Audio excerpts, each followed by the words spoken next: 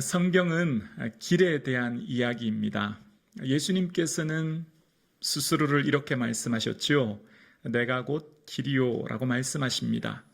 예수님께서는 길을 만드신 분이십니다. 예수님께서 가신 그 길이 어떤 길인지에 대해서 히브리서 10장 20절은 이렇게 얘기합니다. 그 길은 우리를 위하여 휘장 가운데 열어놓으신 새로운 살 길이요 라고 말씀하십니다. 그러니까 예수님께서 가신 그 길은 살 길이라는 거죠. 생명의 길이라는 거예요. 반대로 얘기하면 세상의 모든 길은 죽음의 길인 것을 이야기하는 것이죠. 그리스도인이라고 하는 헬라어는 크리스티아노스라고 하는데요. 그리스도를 쫓는 사람들이라는 겁니다. 그러니까 우리 모두는 예수님께서 가신 그 길을 쫓아가는 사람들이 바로 우린 거예요.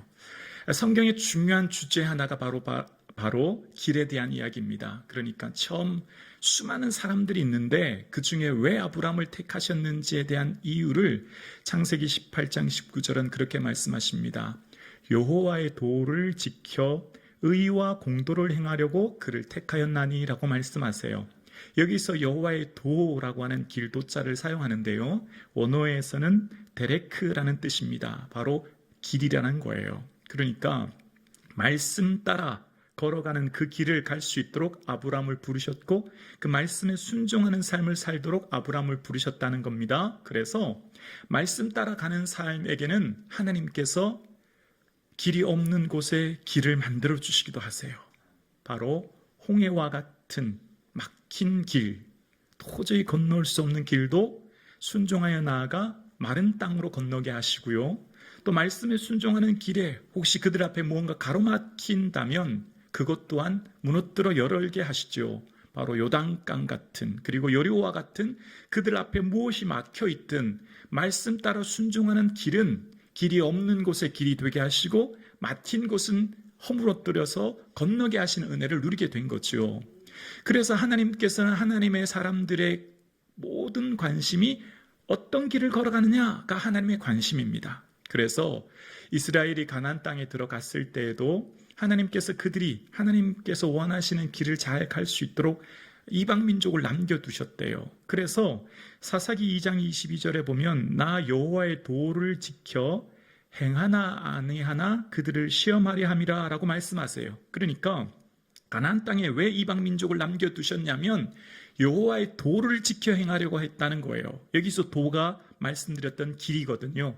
하나님께서 원하시는 길을 갈 수 있도록 이방 민족을 채찍질하여 사용하셨다는 의미예요. 다윗이 왜 하나님 마음에 합한 자가 되었을까요?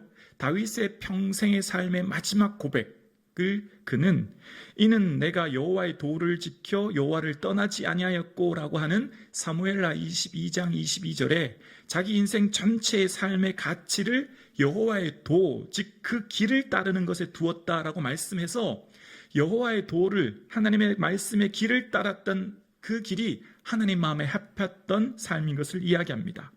구약의 수많은 선지자들은 이스라엘 백성들에게 끊임없이 여호와의 도를 선포합니다. 바로 여호와의 길을 걸어가라 말씀하는 거예요. 오늘 예배드리시는 저와 여러분, 하나님의 관심은 우리가 걸어가는 길에 있습니다. 여러분 지금 어떤 길을 걸어가시는지요?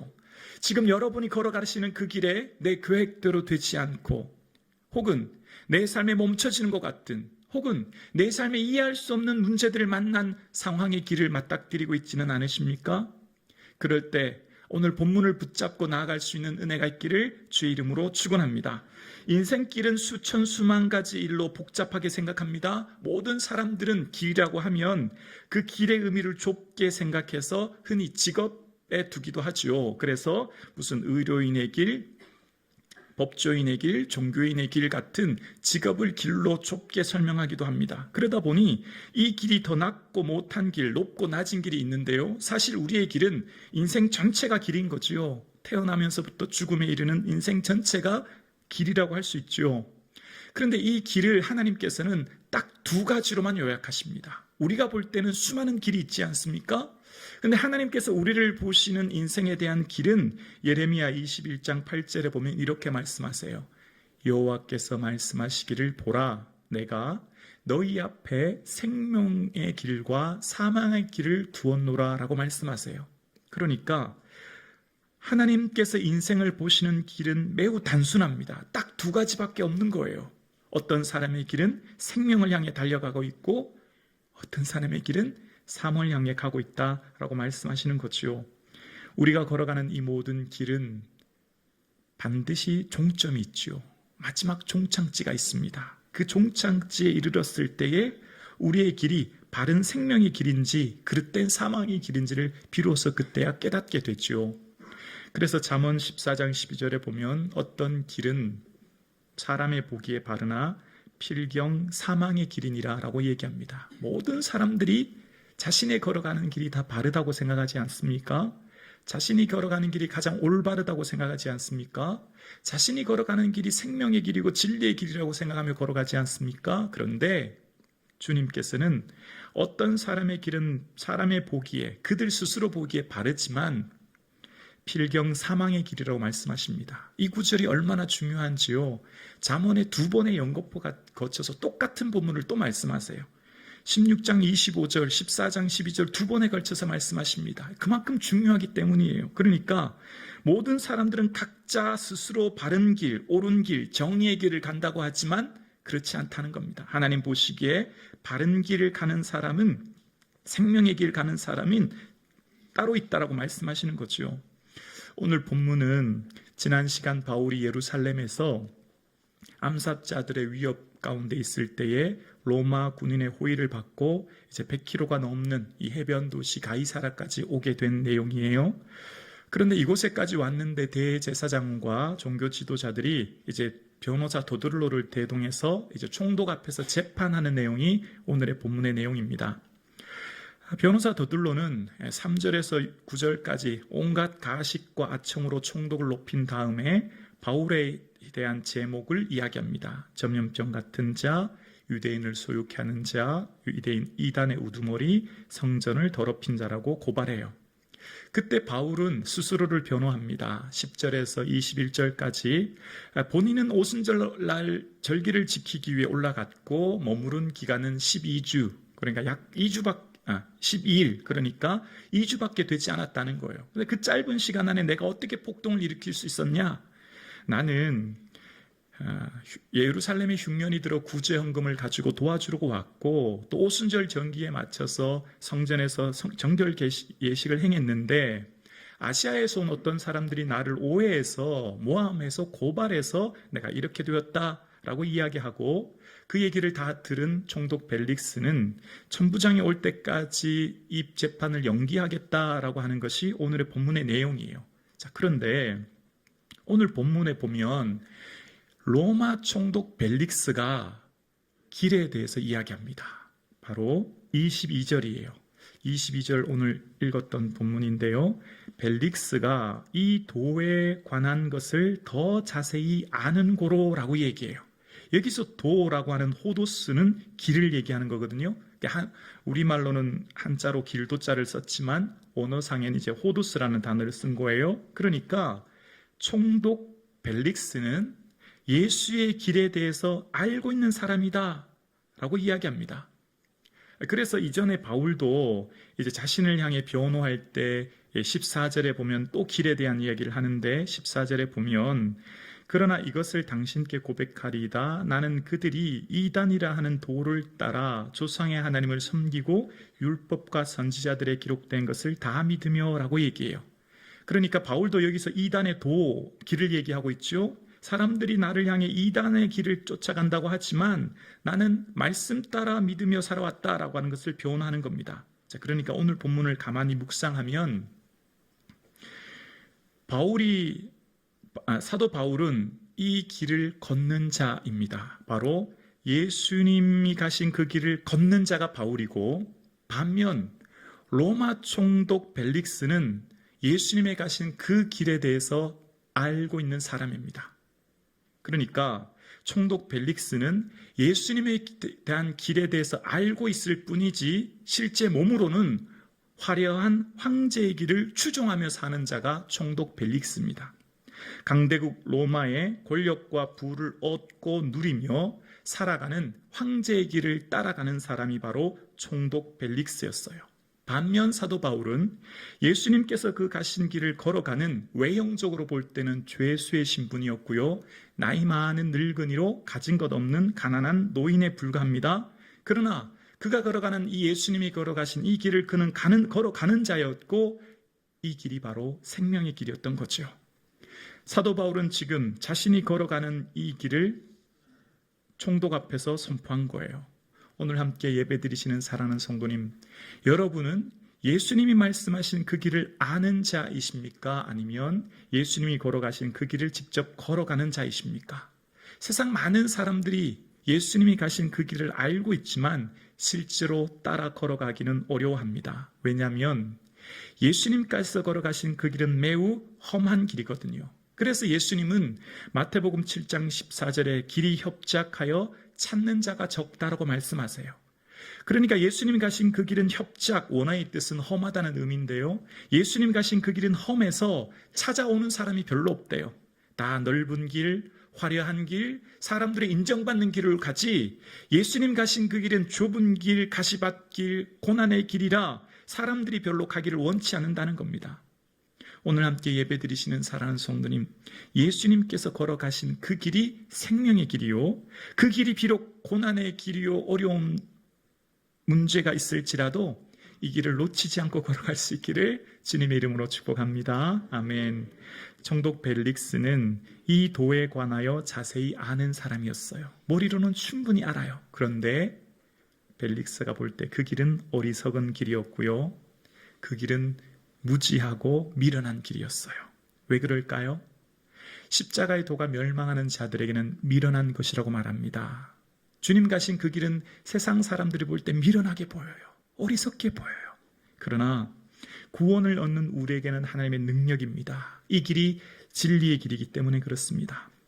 사실 사도 바울도 예전에 처음 사도 바울의 삶은 예수 믿는 사람들을 박해하던 자였지요. 그래서 사도 바울에 대한 내용을 할 때 사도행전 9장 2절에 보면 그 도를 따르는 사람을 만나면 남녀를 막론하고 결박했다라고 이야기합니다. 그러니까 그 도, 예수님을 따라 쫓아가는 그 길을 따르는 사람들을 결박했던 바울. 그런데 바울이 예수님을 만난 뒤에 박해하는 자에서 박해받는 자로 인생이 바뀌면서 그 길이 오해와 목살의 위협과 먹지 못하고 자지 못하는 고난의 길이지만 기쁘게 걸어갑니다. 왜 그럴까요? 그 길 끝에는 영광이 있음을 깨닫고 알았기 때문입니다. 오늘 함께 예배드리시는 사랑하는 성도님, 여러분이 걸어가는 그 길이 비록 험하고 고난과 어려움이 있을지라도 이 길은 영광의 길임에 끝까지 완수할 수 있기를 주의 이름으로 축복합니다. 자, 이 길은 화려한 황제의 길이 아닌 험한 예수의 길을 걸어가는 바울이었어요. 그런데 하나님께서는 바울을 어떻게 인도하셨을까요? 하나님께서 바울을 인도하시는, 그러니까 주님의 길을 따르는 바울의 길에는 특징이 있습니다. 바로 언제나 미래의 비전을 보게 하십니다. 바울은 과거의 성공에 도취되어 살거나 실패에 갇혀 후회하며 인생을 낭비하지 않고 바울의 인생은 언제나 하나님께서 미래에 대한 비전을 보여주시고 품게 하셨어요. 사도 바울이 이전에 3차 전도행 끝날 때쯤 에베소에서 사도 바울의 그런 비전을 가집니다. 예루살렘으로 가기로 작정하여 이르되 내가 거기로 갔다가 후에는 로마도 보아야 하리라 라고 사도행전 19장 21절에 말해요. 그러니까 바울의 삶의 목적지가 예루살렘에서 바뀐 거지요. 이제 로마로 가겠다고 하는 새로운 꿈과 비전을 갖게 된 거예요. 그래서 이후에 사도 바울이 직접 예루살렘에 도착했을 때 밤에 주님께서 사도 바울에게 새로운 비전을 말씀하십니다. 내가 예루살렘에서 증언한 것 같이 로마에서도 증언하여야 하리라 라고 사도행전 23장 11절에 말씀해 주셔서 이제 사도 바울의 길은 새로운 비전과 사명을 향해 나아갈 수 있도록 말씀하신 거예요. 그러니까 사도 바울의 꿈과 하나님의 꿈, 사도 바울이 가고자 하는 인생길과 하나님이 이끄시는 길이 일치하여 동행할 수 있게 되는 은혜를 얻게 된 거죠. 그래서 사도 바울의 삶은요, 언제나 하나님께서 새로운 미래를 보여주시는 거예요. 여러분, 꼰대라는 말이 무슨 말이죠? 나 때는 말이야, 이런 거잖아요. 우리 교회 다니는 성도는 이런 말 하지 않아요. 나 때는 말이야, 과거를 말하지 않아요. 왜 그럴까요? 성도는 언제나 미래를 이야기합니다. 비전을 얘기합니다. 내일을 얘기합니다. 우리는 언제나 내일을 향해 달려가는 사람이 성도예요. 그리스도인이죠. 그래서 우리는 과거의 한 일, 즉 뒤에 있는 것은 잊어버리고 앞에 있는 것을 향하여 달려가는 성도가 바로 우리인 줄로 믿습니다. 사도 바울의 인생을 보면 언제나 비전, 새로운 사명을 보게 하시고 달려가게 하세요. 그런데 주님은 한꺼번에 모든 것을 일일이 다 설명해 준 적이 없으십니다. 사도 바울 처음에 부르셨을 때, 다메섹에서 부르셨을 때 사도 바울에게 앞으로 있어질 모든 일을 설명하지 않으세요. 그냥 바울이 한 발자국 순종하면 그 다음 길이 열리고, 한 발자국 순종하면 그 다음 길로 인도해 주세요. 그러니까 순종이 열쇠가 된 거예요. 성도의 길도 마찬가지예요. 저와 여러분, 우리는 2024년, 2025년 무슨 일이 일어날지 몰라요. 그러나 우리는 한 발자국 믿음의 순종의 길을 내디디면 그 다음 길을 열어주시는 줄로 믿습니다. 그게 우리의 길이에요. 바울은 로마에 간다고 하는 말씀은 들었어요. 그런데 언제 갈지 또 어떻게 갈지는 몰라요. 들은 적이 없어요. 우리도 마찬가지죠. 주님이 저와 여러분에게 각자 마음의 비전을 주셨어요. 주님을 향한 거룩한 꿈을 주셨어요. 근데 어떻게 이룰지에 대해서 지금 우리는 정확하게 알 수 없어요. 사도 바울의 삶의 방법과 시기에 대해서 알지 못하지만 하나님은 하나님의 방법대로 바울을 이끄셨습니다. 오늘 본문도요, 보시면 아시지만 이후에 27절에 보면 이태가 지난 후라는 표현 나와요. 그러니까 가이사랴 감옥에서 그는 2년 동안 갇혀 있습니다. 여러분, 바울의 가던 길이 지금 멈춰졌어요. 바울은 한 3주만 되면 교회를 일으킬 정도로 능력의 종입니다. 얼마나 답답했을까요? 분명히 로마로 간다고 말씀하셨는데 도대체 언제 간단 말이야? 어떻게 간단 말이야? 바울의 마음속에 답답함이 있지 않았을까요? 오늘 함께 예배 드리시는 여러분 어떻습니까? 여러분의 가는 길이 멈춰진 것 같지 않습니까? 여러분의 계획대로 일들이 틀어지진 않았습니까? 여러분이 내 산대로 일이 멈춰지고 계획대로 되지 않아 불안하고 초조하지 않습니까? 그러나 우리는 하나님께서 날 향한 신비로운 섭리를 믿습니다. 내 생각보다 크신 하나님의 계획을 믿습니다. 그래서 이사야서 55장 8절 말씀처럼 이는 내 생각이 너희 생각과 다르며 내 길은 너희 길과 다름이니라. 여호와의 말씀이니라. 이는 하늘이 땅보다 높음같이 내 길은 너희 길보다 높으며 내 생각은 너희 생각보다 높음이니라 말씀하세요. 하나님의 길과 우리의 길이 차원이 달라 우리가 때로는 이해를 다 할 수 없을 때가 있다는 거예요. 하나님이 이끄시는 그 방법과 일들은 내가 지금 현재 이 자리에서 다 할 수 없고 다 헤아릴 수 없고 다 깨달을 수 없다는 거예요. 근데 언제 알 수 있을까요? 언제 오묘하신 섭리와 그 계획을 다 깨달아 알 수 있을까요? 이 일이 지난 후에, 이 고난의 문제를 넘은 후에, 이 막힌 문제를 넘어선 후에 뒤를 돌아보면 비로소 왜 그 문제를 허락하셨는지 알게 되어지죠. 사도 바울의 삶도 마찬가지입니다. 왜 인연을 멈추게 하셨는지 지금은 몰라요. 헤롯궁에 갇혀 로마 관저에 있는 그는 지금 얼마나 마음이 답답하고 힘들었겠습니까? 그러나 사도 바울이 왜 그런 고난이 있었는지는요, 이후의 본문을 통해 알게 되는데 25장 3절에 보면 바울을 예루살렘으로 옮기기를 청하고 이는 길에서 매복하였다가 그를 죽이고자 했다라는 내용이 나옵니다. 그러니까 지금 바울이 이곳에 있는 것은 하나님의 바울의 생명을 보호하시는 시간이셨어요. 그러니까 바울이 지금 가이사랴 항구에서 출발하여 로마로 출발하기 이전에 수많은 암살단으로부터 생명을 보호하는 시간이 이 시간이었지요. 여러분, 우리가 주님을 따르는 길은 지금 다 이해할 수 없을 수 있어요. 다 깨달아지지 않을 수 있어요. 그러나 주님이 날 향한 계획을 믿고 오늘도 순종하여 한 걸음 한 걸음 내디딜 때 지금의 고난이 다 이해될 때가 있을 줄로 믿습니다. 지금 우리는 외형적으로 볼 때 초라할 수 있어요. 바울이 그렇잖아요. 무명의 늙은 노인, 아무것도 가진 것이 없는 가난한 죄수의 신분으로 감옥에 갇혀 있어요. 모든 사람들이 잊혀져 갑니다. 모든 사람들이 바울을 이제 잊혀진 사람으로 생각합니다. 바울은 마치 실패한 인생처럼 보입니다. 그러나 바울은 깨달아 알고 있었어요. 그는 무명한 자 같고 근심하는 자 같고 가난한 자 같지만 그렇지 않다는 거예요. 그는 아무것도 없는 자 같으나 모든 것을 가진 자라고, 가난한 자 같으나 많은 사람을 부유하게 하는 자라고 고린도후서 6장 10절에 이야기합니다. 왜일까요? 왜 영적으로 볼 때는 늙은 무명의 노인, 초라한 노인에 불과한 죄수이지만 바울의 가는 길이 생명의 길이요, 바울과 함께 있는 예수님께서 계시기에 그 예수님 안에 모든 것이 담겼음을 믿기에 바울은 모든 것을 가진 자라 고백한 거예요. 오늘 함께 예배드리시는 여러분, 여러분의 삶이 계획대로 되지 않습니까? 여러분의 인생 계획표대로 지금 일들이 이루어지지 않아 막힌 것 같습니까? 바울도 로마에서도 증언하여야 하리라 분명히 사명을 주셨는데 바울도 지금 길이 막혔어요. 그래서 로마서 1장 13절에 길이 막힌 가운데 바울은 이런 고백을 합니다. 형제들아, 내가 여러 번 너희에게 가고자 한 것을 너희가 모르기를 원하지 아니하노니 이는 너희 중에서도 다른 이방인 중에서와 같이 열매를 맺게 하려 함이로되 함께요 지금까지 길이 막혔도다. 여러분, 바울이 로마에 가고자 여러 번 했었는데 길이 막혔어요. 그래서 바울이 어떻게 했나요? 절망하고 포기하고 원망하면서 그 시간을 낭비하고 주저앉아 있나요? 그렇지 않아요.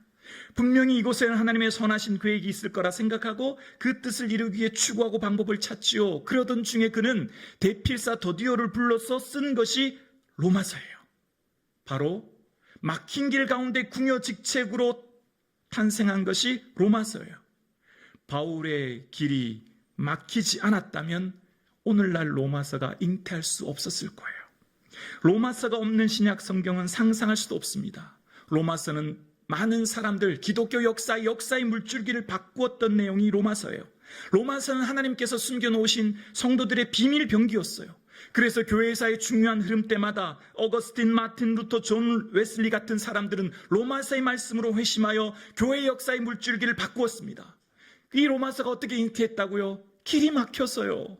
갈 수 없었어요. 계획대로 되지 않았어요. 그래서 탄생한 것이 로마서였습니다. 여러분, 오늘 여러분의 삶에 길이 막혔습니까? 여러분, 계획대로 되지 않습니까? 왜 이런 문제가 있는지 아무리 생각해도 이해되지 않습니까? 여러분을 향한 오묘하신 하나님의 섭리하심이 있는 줄로 믿습니다. 기억하십시오. 나의 계획보다 크신 하나님의 계획이 있습니다. 그래서 바울은 그 상황 가운데 우리에게 주신 주옥 같은 말씀, 바로 로마서 8장 28절 다 아시죠? 우리가 알거니와 하나님을 사랑하는 자, 곧 그 뜻대로 부르심을 받은 자들에게는 모든 것이 협력하여 성공이든 실패든 건강이든 질병이든 부요하든 가등하든 모든 것이 합력하여 선을 이루게 될 줄로 믿습니다. 이 고백이 바로 길이 막힌 가운데 탄생한 말씀이에요. 사도 바울은 깨달아 알았습니다. 지금 내가 가는 길이 막히고 지금 내 계획대로 되지 않고 지금 내 모든 삶이 엉터러진 것 같아도 하나님께서는 합력하여 선을 이루실 것이라는 것을 그는 믿었습니다. 2024년 되었습니다. 여러분 삶이 막힌 것 같습니까? 여러분 계획대로 되지 않고 여러분 삶의 고난과 문제가 끊임없이 닥치십니까? 염려하지 마세요. 그것 또한 합력하여 주님께서 선을 이루게 하실 줄로 믿습니다. 아멘이시죠? 그렇습니다. 화려한 총독의 길을 걸어갔던 벨릭스는 2년 뒤 본국 수안령으로 돌아간 뒤 그는 역사의 뒤안길로 사라집니다. 황제의 길을 쫓던 그는 이제 역사의 뒤안길로 사라진 뒤 한 줌의 흙으로 사라진 인생이 되죠. 반면 좁고 험한 예수의 길을 따랐던 바울은 2000년이 지난 지금도 오늘 저와 여러분에게 그는 하나님의 말씀을 통해 생생하게 우리에게 들려줍니다. 생명의 길이 무엇인가를 깨닫게 합니다. 그리고 주를 따라가는 길이 때로는 막히고 계획대로 되지 않아도 합력하여 선을 이루실 것이라는 것을 말씀하고 계십니다. 오늘 함께 예배드리시는 사랑하는 성도님, 여러분의 달려가는 그 길은 의미 있는 진리의 길입니다. 결코 포기하지 마시고 완수하며 달려갈 수 있기를 주의 이름으로 축복합니다. 그래서 바울은 깨달았어요. 인생 말년에 백발이 된 노인 바울은 그의 삶을 회고하며 이런 고백을 합니다. 디모데후서 4장 7절이지요. 나는 선한 싸움 싸우고 나의 달려갈 길을 마치고 믿음을 지켰으니 이제 후로는 나를 위하여 의의 면류관이 예비되었으므로 주 곧 의로우신 재판장이 그날에 그날에 내게 주실 것이며 내게만 아니라 주의 나타나심을 사모하는 모든 자에게도니라. 아멘. 바울이 끝끝내 달려갔던 그 길, 고난과 아픔과 문제가 있었지만 포기하지 않고 그 길을 완수했었던 이유는 바로 예수님이 기다리고 계셨던 것을, 예수님이 의의 멸관을 예비하고 계셨던 것을 알았고 그는 그날을 바라보며 오늘을 살았습니다. 그날을 바라보며 현재의 고난을 이겨낸 거예요. 오늘 예배 드리시는 저와 여러분, 현재의 고난은 장차 우리에게 나타날 영광과 좋게 비교할 수 없는 줄로 믿습니다.